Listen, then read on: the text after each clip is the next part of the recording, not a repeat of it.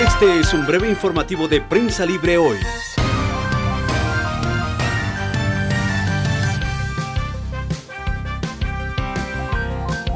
Gracias por estar en Prensa Libre TV. En estos momentos nos enlazamos con la transmisión del Ministerio Público en la conferencia de prensa donde se hablará del tema de la captura de la vicepresidenta Roxana Valdetti. 814 DUAs, 100 desplegados, 32 agendas, 100 personas relacionadas con investigaciones o con información financiera y 22 empresas. Entonces, a partir de tener este material para análisis, hemos continuado con las líneas de investigación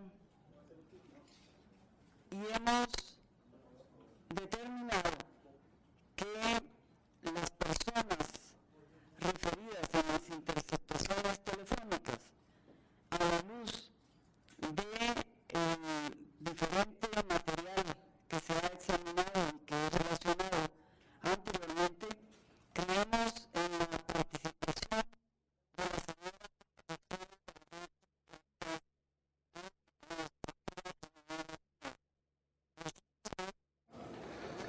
En estos momentos está dando la conferencia de prensa la fiscal Telma Aldana, algunos problemas de audio desde el origen de la transmisión. Vamos a seguir escuchando.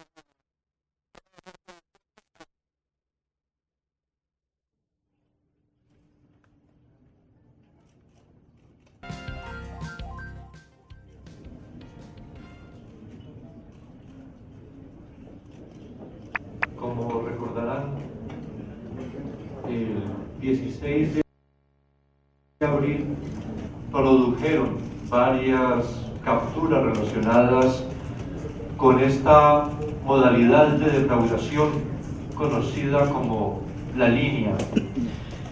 Y en aquella oportunidad habíamos señalado que existían dos estructuras, una interna y una externa, y que en la cima de la organización se encontraba el señor Juan Carlos Monzón, y mostramos cómo en la estructura externa el señor Salvador Estuardo González con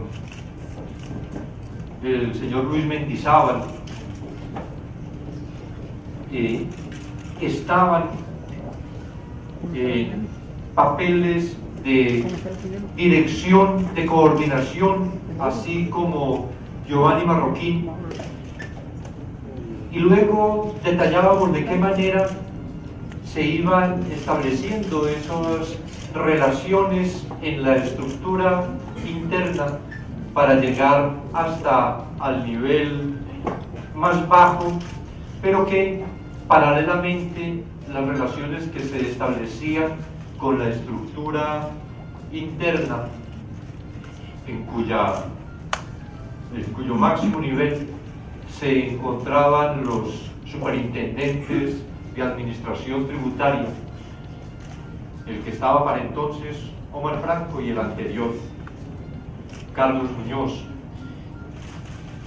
y se mostraba cómo se llegaba hasta los niveles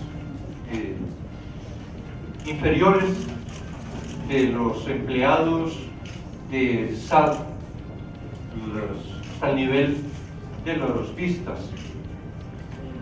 Habíamos afirmado que esta era una estructura flexible pero compleja, en la que había una distribución de funciones tanto en la estructura externa como en la interna, que tenían que ver no solo con el trámite documental, sino de la manera como se obtenían las colas, como se les denominaba, o los sobornos, que además tenían funciones en cuanto a la custodia de la mercadería, a la coordinación con los funcionarios de la SAT.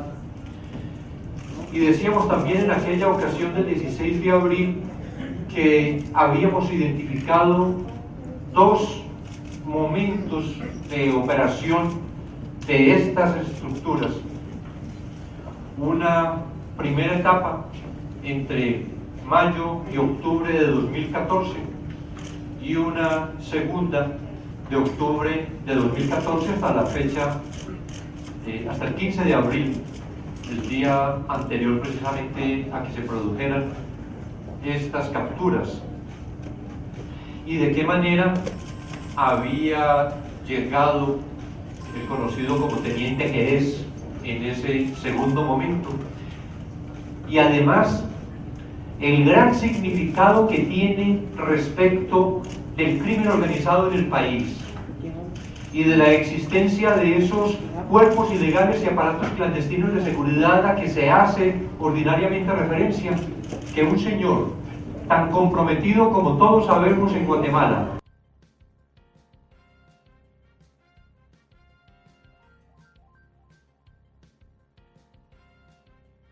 con la red, dicho que entonces identificábamos tres niveles en las estructuras: un nivel alto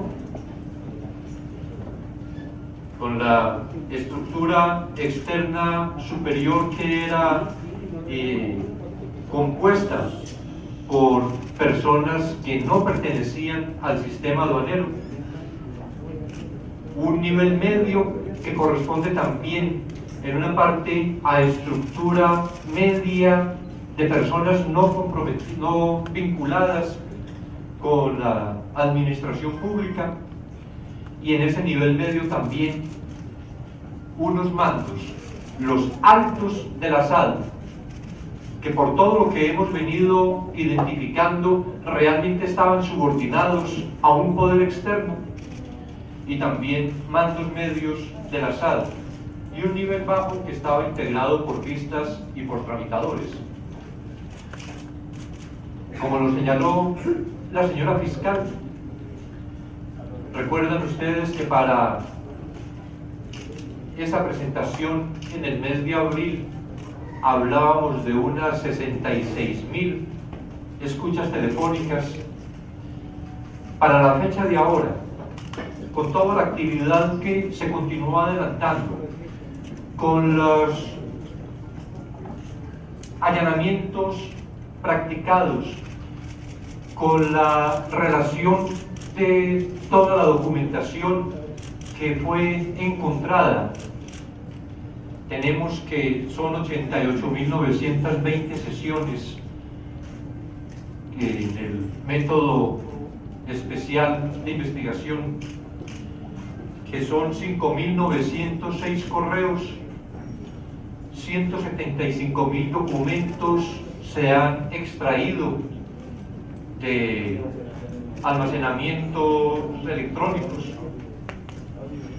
que se han producido entre el Ministerio Público con su Departamento de Análisis Criminal, con el análisis financiero, la CICIG igualmente con análisis criminal, análisis financiero y de diversas otras entidades que se han obtenido informes, un total de 100 informes de instituciones, que se han realizado 17 allanamientos, que en esos allanamientos se han incautado 650.000 folios,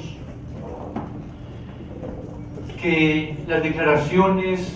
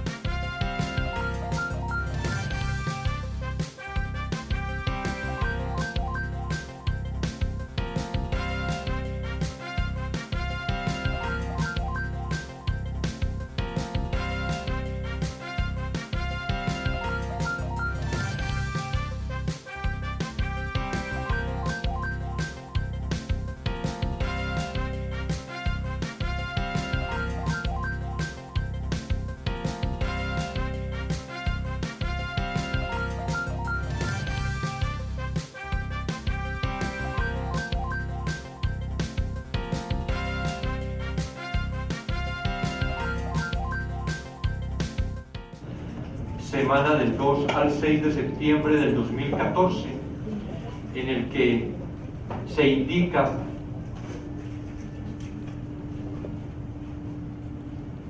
quién es el consignatario, póliza, rampa, el tipo de mercadería. Al extremo derecho, R1, que significa la recaudación oficial, es decir, la recaudación de los impuestos que se obtienen, de los aranceles. Pero en la parte inferior ya hay una distribución de esos 426.000 quetzales que vemos en la penúltima columna, totalizados 426.000 quetzales, que son sobornos. Y esos 426.000 quetzales aparecen en este cuadro, que es de la semana del 2 al 6 de septiembre del 2014. Reitero, aparece entonces una distribución en la que se señala que arriba corresponde el 61%, 259.860 quetzales, y luego otros integrantes de esta participación en la distribución que lleva a los mismos 426.000 quetzales que se señalaban en el cuadro. Tablas de control de recaudación oficial, conocidas, reitero, por la organización denominadas como R1, y de la recaudación delictiva, es decir, de los sobornos, conocidos como R2. Por ejemplo, que en la semana del 28 de julio al 2 de agosto se obtuvo en el sur 32.300. Recuerden además que esta organización estaba en sur, centro, norte. Discriminados pues de la manera como vemos un R1 con el valor de lo recaudado para el fisco nacional, pero un R2, un porcentaje de ese que era lo recaudado para los particulares beneficios de los integrantes de la organización. Un control de cobros y distribución de sobornos. Estos cuadros son originales de los equipos que tenía en su poder miembros de la organización, es decir, estos no son cuadros elaborados por los investigadores. Estos son los cuadros que quienes tenían el control financiero de la distribución de la organización llevaban, afortunadamente con mucho orden, afortunadamente porque nos va a permitir en el análisis financiero una mayor exactitud en la determinación, que naturalmente todo esto luego tendrá que ser contrastado con otros elementos de prueba, con los movimientos bancarios, etcétera. Pero esta es documentación, digámoslo así, suministrada por la propia organización. Y entonces aparece resumen de esta entrega. En el sur, un total de 1.352.000 quetzales, de los que al nivel 1-2 corresponden 676.000 quetzales, es decir, el 50%, y a la estructura 676.000 quetzales, esto es el otro 50%, para, en esta primera aduana del sur, semana del 5 de mayo del 2014 al 31 de mayo del 2014. En el centro, en el norte, para llegar a un total en este reporte, porque además hay que aclarar que había varios recaudadores. Por eso, en la relación de estos ingresos aparecen fechas coincidentes, porque provienen probablemente de esos diversos recaudadores que en todo caso sabemos que existían y están además privados de libertad. Que para un total entonces en ese primer reporte de 1.741.000 quetzales, al nivel 1 y 2 le corresponde el 50%, 870.500 quetzales, y a la estructura, es decir, a todo esto que habíamos visto el 16 de abril, el otro 50%, 870.000 quetzales. Otra entrega también del mes de mayo del 2014, de agosto del 2013, de mayo a junio del 2014, de mayo del 2014, en fin, todo esto que totalizaba 3.238.000 quetzales, de los cuales el 50%, 1.619.000, correspondía al nivel 1 y 2, y a la estructura 1.619.000, el otro 5 de mayo del 2014, 31 de mayo del 2014. Otro cuadro identificado como afiches última generación y traslape en el archivo digital en el que se halló, que aparece también una distribución, el 64%, que equivale, según esta precisa operación, a 2.652.400 quetzales, de los que ya desglosados el 50%, 2.072.187,50 quetzales, se separa de otros dos desgloses en un 7%, 310.823,13, y si advierten ustedes a la izquierda las iniciales JC, que significa sin duda Juan Carlos, y que a continuación el 6.5% para EG, que es Estuardo González, 290.106 quetzales, y que después de toda la descripción que se hace, la relación, encontramos entonces ya en la parte inferior derecha cómo es que se produce la distribución. Para 1 y 2, 2.072.187 quetzales. Para MCJ, que quiere decir Monzón Carlos Juan, es decir, para Juan Carlos Monzón, 310.828. Y para AGE, que quiere decir Álvarez González Estuardo, 290.106 quetzales. Era pues esta forma de distribución que acabo de reseñar la que aparece indicada en este último cuadro. Una columna, si volvemos al cuadro anterior, una columna en la que aparece la columna C de porcentajes de distribución, el 64, que se desglosa en 50, 7.5 y 6.5, y luego una columna M en la que se señala beneficiarios 1 y 2, MCJ, AGE, y una columna N en la que están las cantidades que a cada uno de estos se les asigna. Pero además, una gran sorpresa que nos encontramos en la oficina del señor Salvador Estuardo González, un memorándum dirigido al señor presidente de la República denominado Control de Aduanas.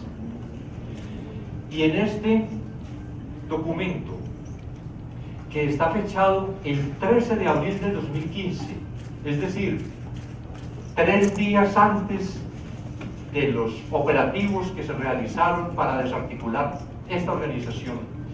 En este documento, el señor González Álvarez, conocido como ECO, le hace un reporte al presidente de la República de las acciones que, según expresa ese documento,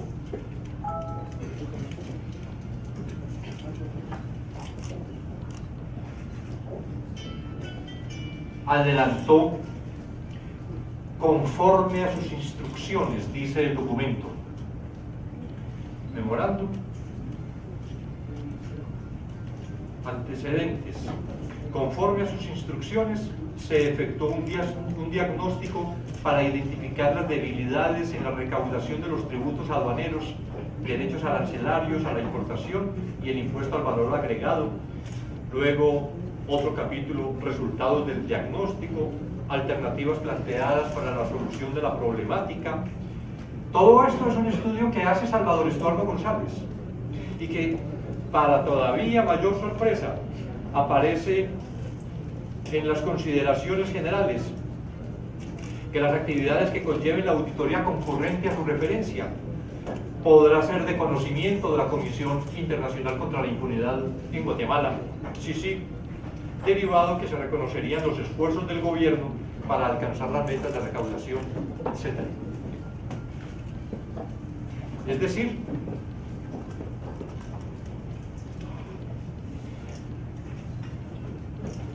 una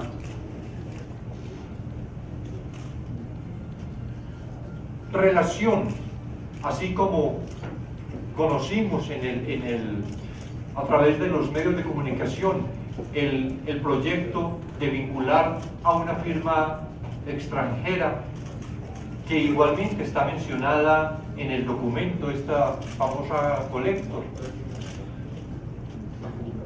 Una persona que no está vinculada con la administración pública, el señor González Álvarez,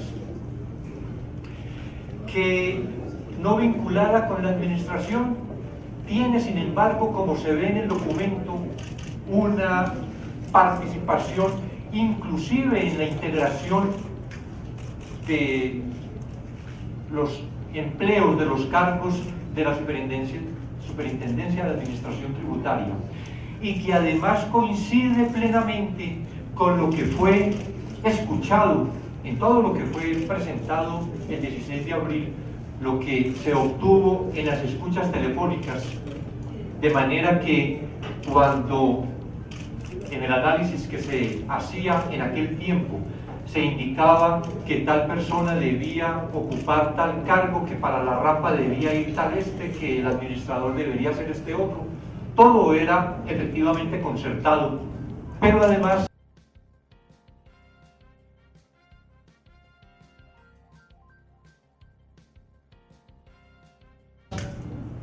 con una disposición o con una anuencia o con una autorización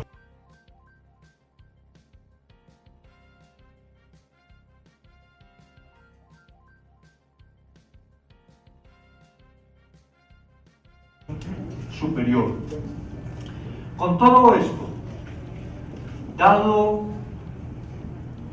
el análisis global que se debe hacer, el análisis de conjunto, sistemático, con lo que en las escuchas telefónicas, como ha sido ampliamente conocido a partir de la presentación que se hizo en la primera declaración, en la audiencia inicial en el caso de la línea, todas estas referencias al uno, al mero mero, al dueño de la finca, o a la dos, a la mera mera, a la dueña de la finca, a la señora, corresponden en nuestro análisis con la unión que da cada una de estas piezas en su articulación real al señor presidente de la República, Otto Fernando Pérez Molina, y esa es la razón para haber presentado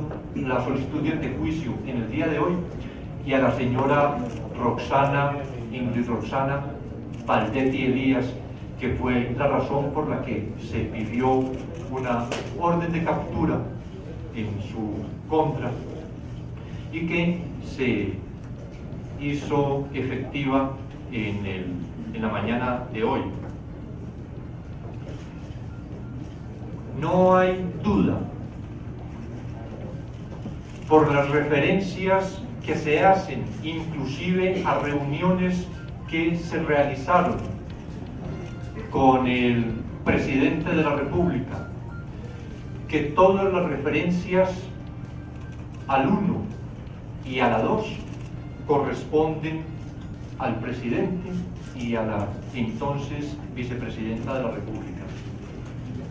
De esa manera, hasta el momento de hoy, encontramos que en toda la organización con sus beneficiarios, este es el organigrama, que hay en un nivel superior a Juan Carlos Monzón la participación, tenemos que decirlo, muy lamentable en la valoración que hemos hecho del señor presidente de la República y la señora Ingrid Roxana Valdetti.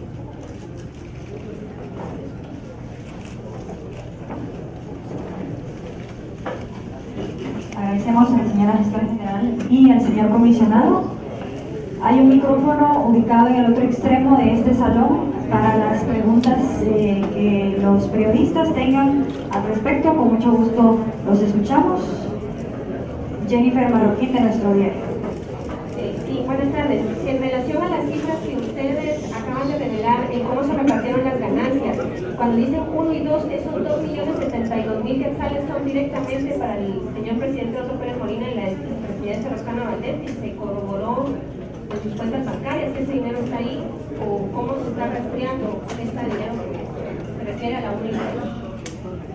La información que les trasladamos es una muestra, pero tenemos más documentos y obviamente cuando esperamos declare que ha lugar a formación de causa contra el señor presidente, entonces podremos investigar en sus cuentas bancarias. En el caso de la señora Roxana Valdetti Elías ya estamos en ese proceso de investigación. En relación a los cheques que se encontraron en la casa del señor Salvador González, ¿cuántos cheques se encontraron y cuántos sumaban esos cheques que estaban dirigidos a la señora Roxana Valdetti y a su esposo Mariano Paz? Estos documentos se encuentran en este momento en poder de los analistas, tanto del Ministerio Público como de la Comisión Internacional contra la Impunidad de Guatemala, para poder establecer cantidades aproximadas. De lo que se tiene hasta el momento, ¿cuánto sumarían esos cheques? En la presentación aparecían por lo menos unos 7 cheques a nombre de la vicepresidenta. No tenemos una cifra exacta. Continuamos con Rosa de Alcaraz. Las cifras que presentaron el día de hoy son millones defraudados al fisco que beneficiaron a estas personas que el día de hoy mencionan ustedes. La pregunta es, ¿cuáles son los empresarios o las empresas involucradas que ayudaron a defraudar el fisco?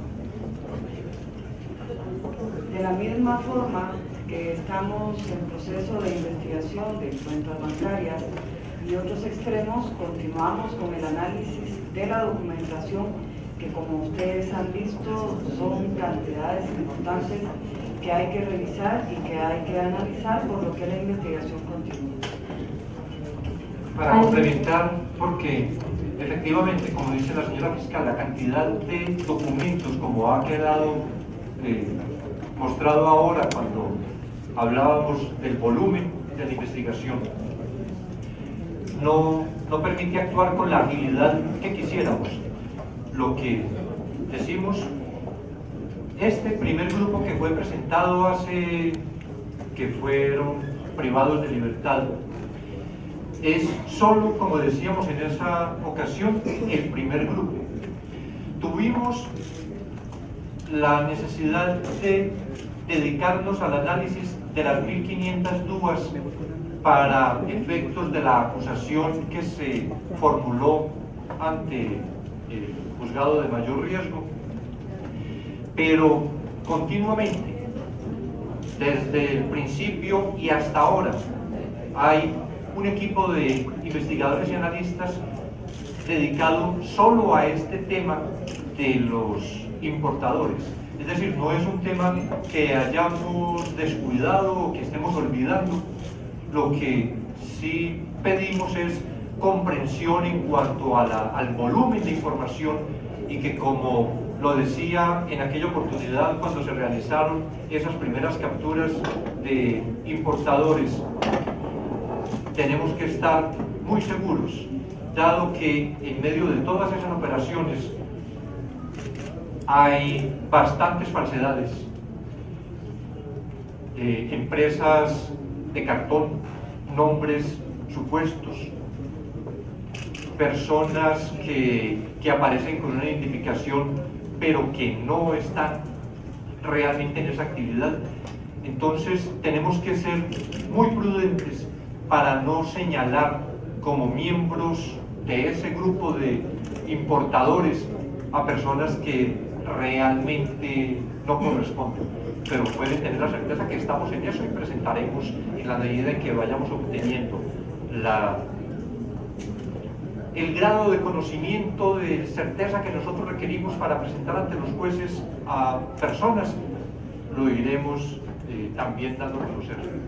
Alejandra Cano, de Noticiete. Buenos días, señor comisionado y señora fiscal general. Si nos pueden comentar en el caso de Juan Carlos Monzón, si se sigue la pista y se confirma que todavía está con vida. Nosotros hemos manifestado reiteradamente que llevamos a cabo una investigación preliminar que pusimos a disposición del juez competente para obtener las órdenes de aprehensión y que el juez competente dictó la orden de aprehensión en el caso del señor Juan Carlos Monzón. Ahora corresponde al Ministerio de Gobernación su localización y ponerlo a disposición de los tribunales de prueba. Evelyn Boche, del periódico. Hola, buenos días. Quisiera saber si estos cuadros y el análisis les ha dado un nuevo parámetro de la defraudación, un cálculo mensual, y de cuánto eso correspondía para el presidente y para la vicepresidenta. No nos aventuramos a suministrar cifras. Realmente la información es tan abundante y todavía seguimos encontrando documentación, de manera que no nos atrevemos ni a suministrar cifras parciales. Esto es un tema que los analistas financieros tienen en su trabajo permanente y que en el momento en que podamos precisar, pues naturalmente lo daremos a conocer. Luego, el hallazgo de los boletos aéreos, ¿esto qué les hace ver que eran financistas de campaña de Roxana Valdés y de Otto Pérez Molina?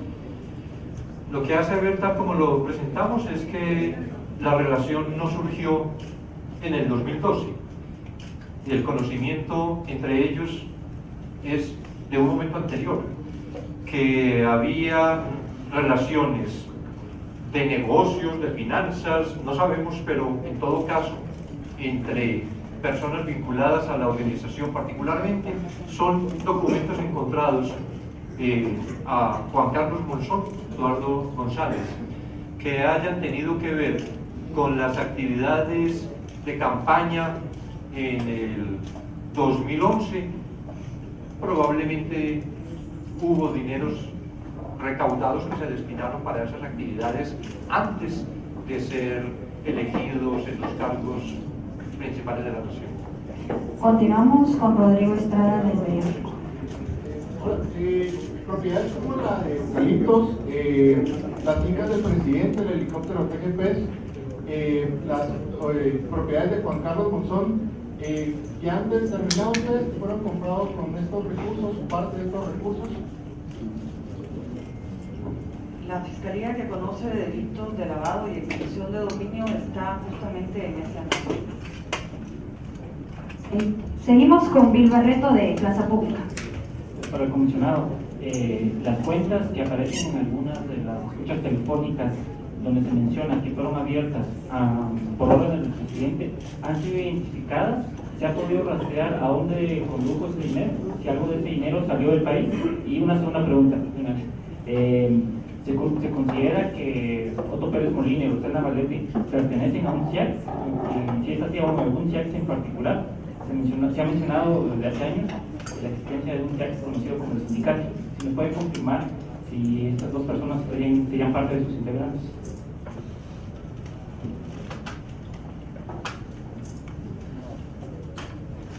En cuanto a la última pregunta, se ha presentado una estructura que estuvo dedicada a la defraudación aduanera, y justamente por eso ya varios están acusados por ese delito.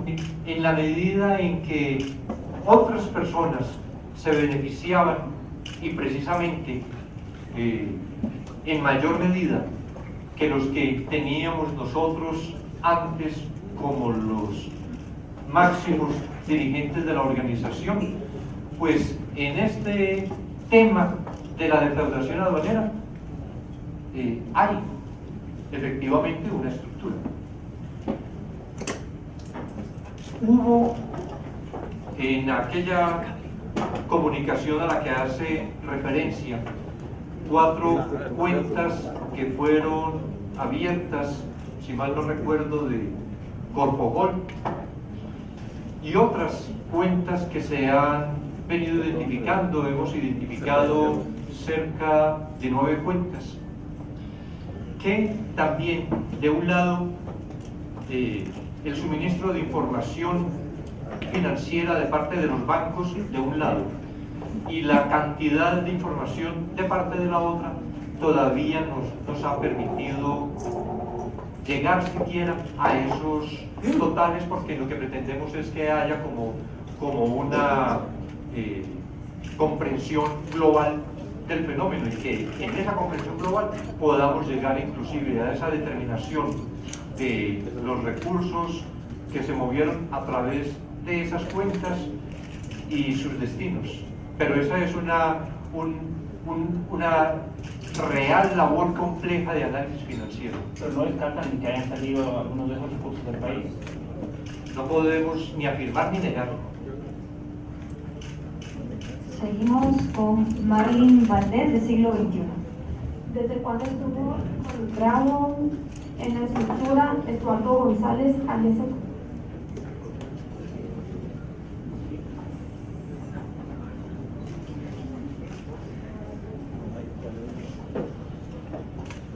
Nosotros tuvimos conocimiento a partir de mayo del año 2014, a partir de las escuchas telefónicas con autorización judicial.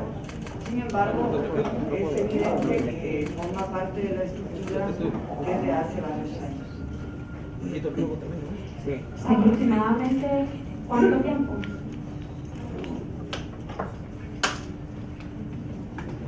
Posiblemente a partir del año 2012.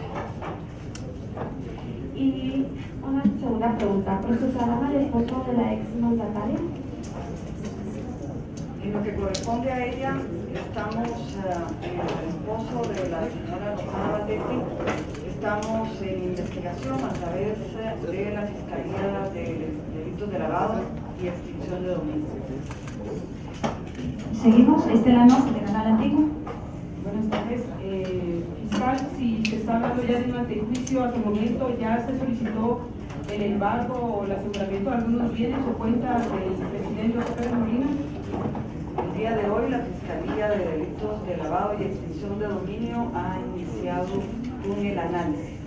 ¿Cuánto tiempo se podría tardar, considerando que el movimiento se pudo hacer desde días anteriores?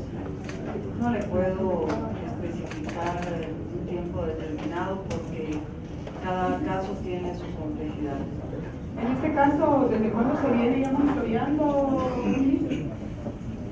Corresponde al señor presidente a partir del día de hoy. Gracias.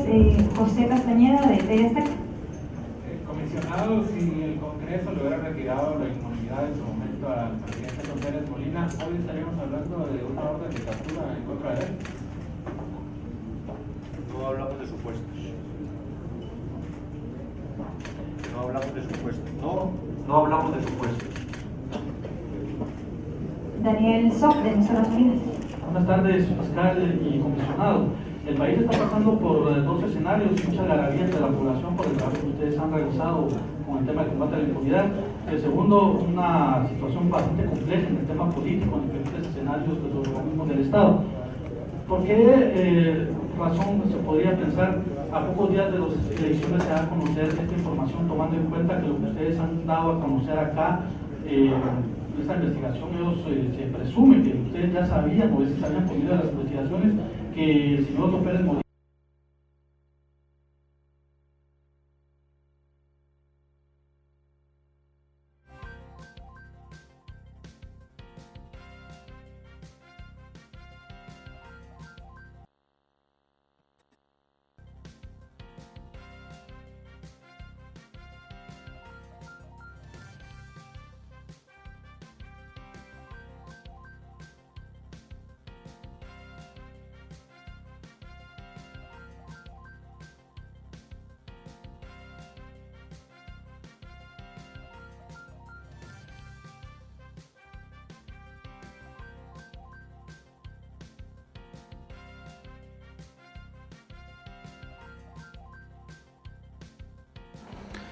Bien, está por concluir la conferencia ofrecida por el Ministerio Público y la CICIG sobre la captura de Roxana Valdetti.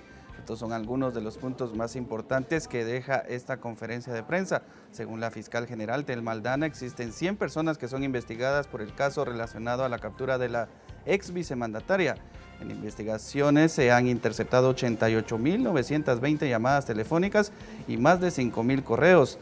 Durante allanamientos se encontraron documentos que revelaban relaciones cercanas entre el presidente Otto Pérez Molina y Valdetti con integrantes de la organización, entre ellos un plan de venta indicando que el cliente era Otto Pérez Molina, así como cheques de Valdetti. En estos momentos nos enlazamos nuevamente con el Ministerio Público para seguir con la conferencia de prensa. Es que el día de hoy que se hizo efectiva la orden de aprehensión, ella se encontraba hospitalizada. ¿Qué información se tiene en el caso de lo que se allanó el día de ayer en su casa? ¿Qué se secuestró de la vivienda? Se hablaba de documentos, varios celulares. ¿Cuáles son los principales indicios del día de ayer? Estamos en el análisis. Como usted bien indica, apenas ayer hicimos el allanamiento y secuestramos diverso material que está justamente con nuestros técnicos en análisis. Fiscal, son 4 meses de investigación. En la primera declaración, en el mes de abril, ya se sabía la relación, ya se había escuchado el tema de la R, la 2, la señora, en las escuchas también se reveló lo del mero mero o el gran jefe.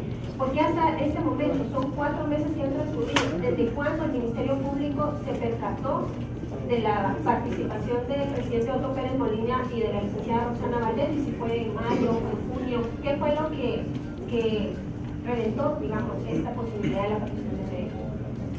Hasta antes del 16 de abril lo que teníamos era dudas, porque sabíamos que en las interceptaciones telefónicas se hacía relación al 1, a la 2, pero no podíamos asegurar con certeza de que se trataba, en el caso de la señora Valdetti, se trataba de ella.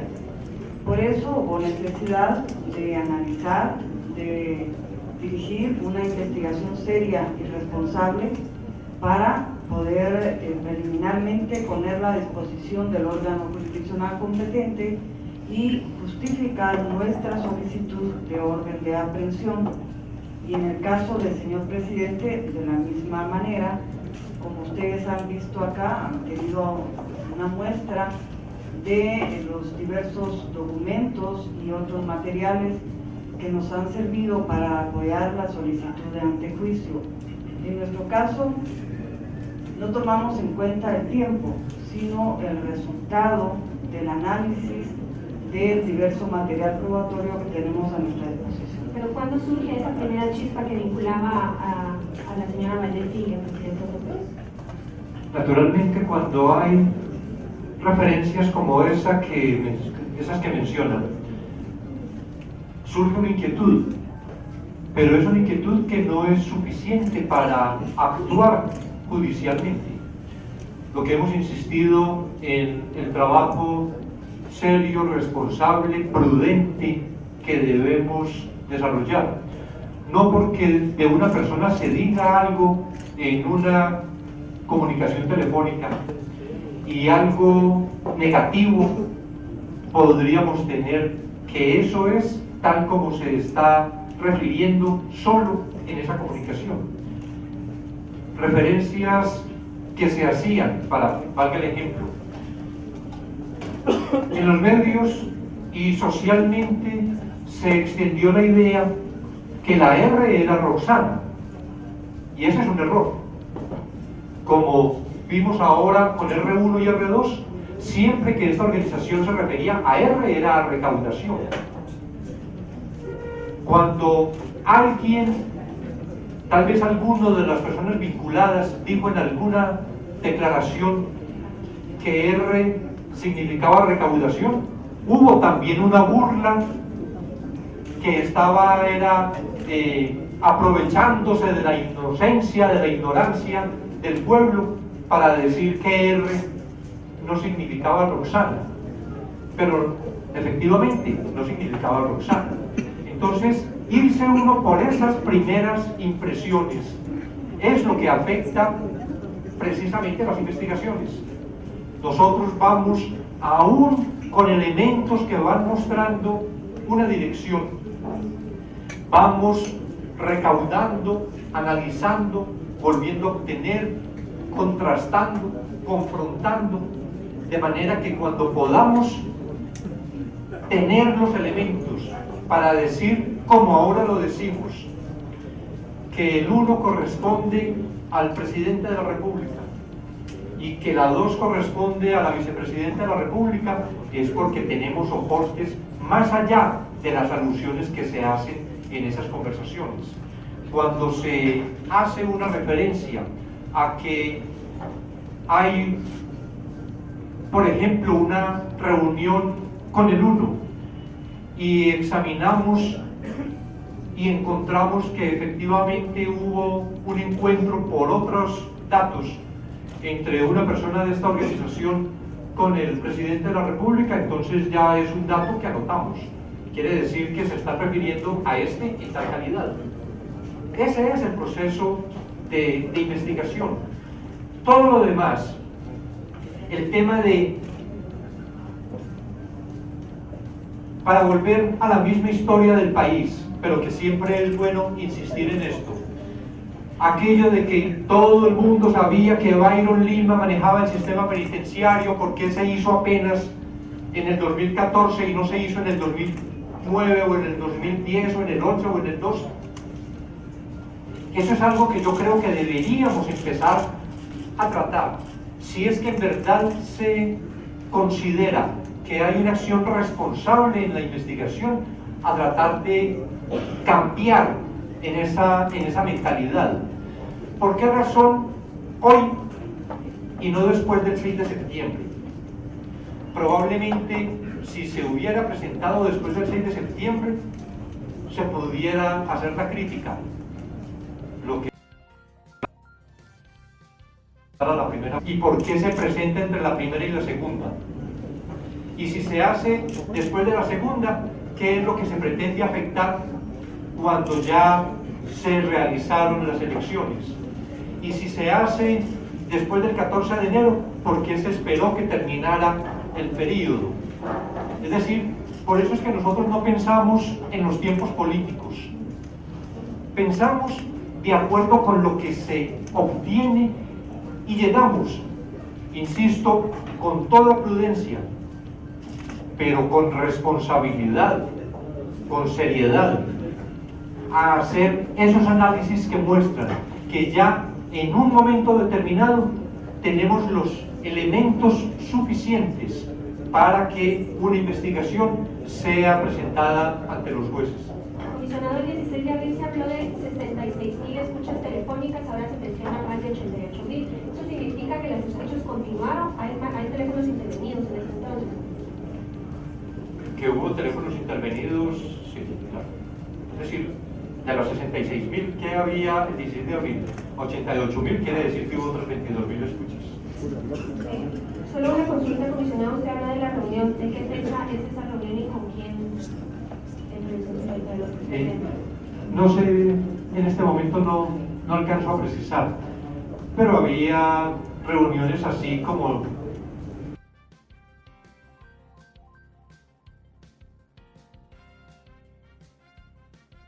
lo que de Salvador Estuardo González al señor presidente de la República. Hubo reuniones de González Álvarez con el presidente de la República. Precisar ahora fechas no lo tengo en mente. Lourdes Hércules, de Guatevisión. Ustedes mencionaban que no descartaban que esta estructura hubiera financiado parte de la campaña electoral. ¿Tienen más información? ¿Existe abierta una investigación de la Fiscalía de Delitos Electorales sobre este tema? No.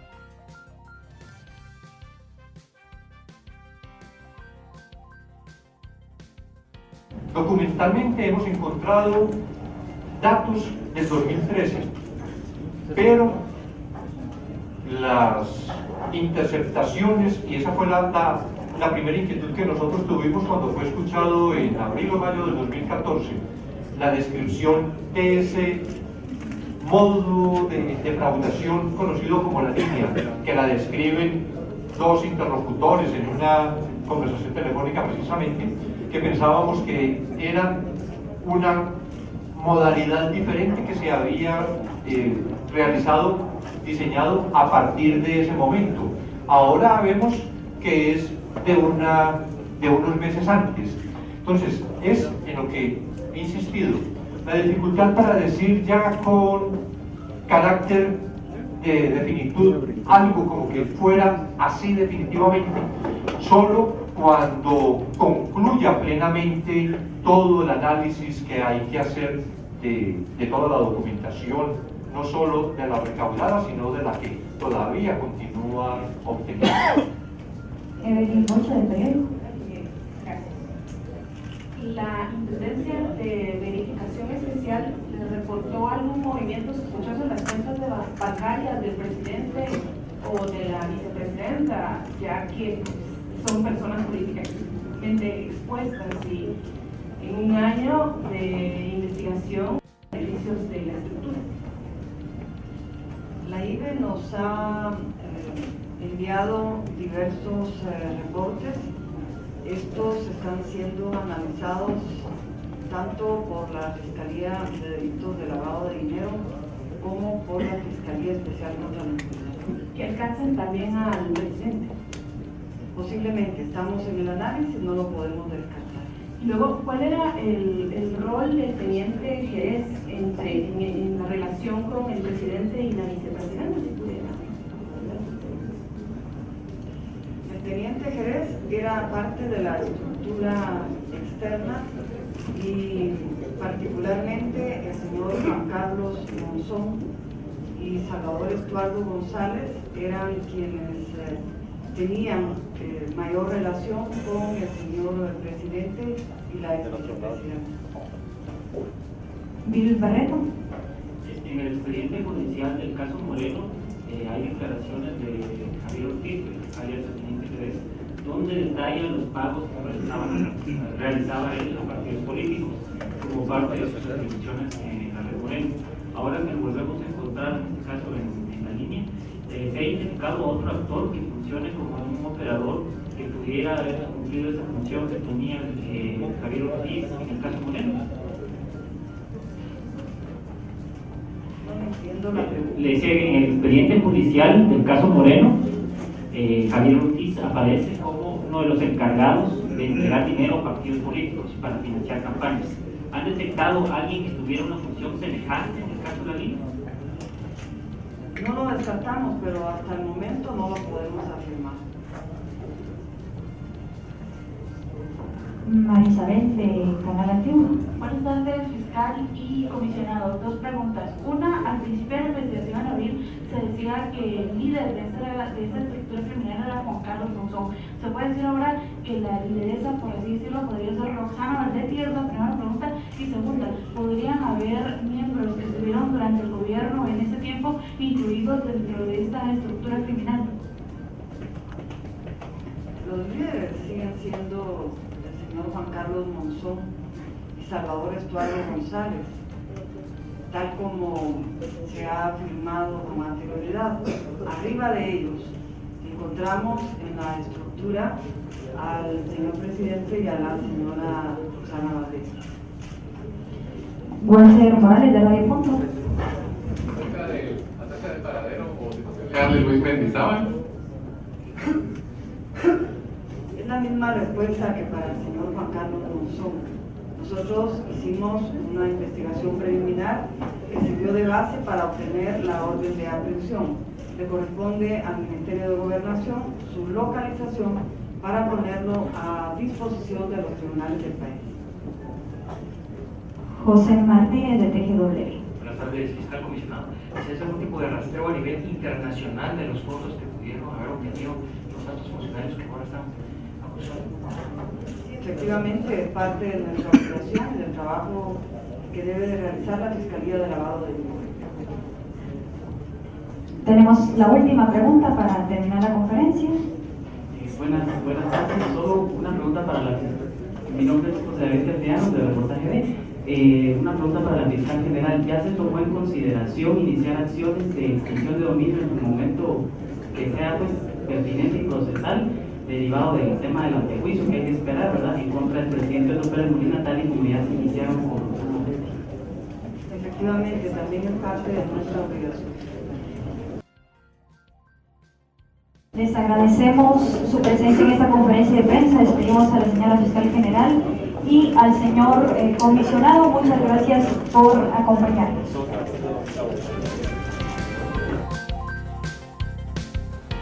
Bien, acaba de concluir la conferencia de prensa ofrecida por el Ministerio Público y la CICIG respecto a la captura de la ex vicepresidenta Roxana Valdetti y la solicitud de antejuicio contra el presidente Otto Pérez Molina.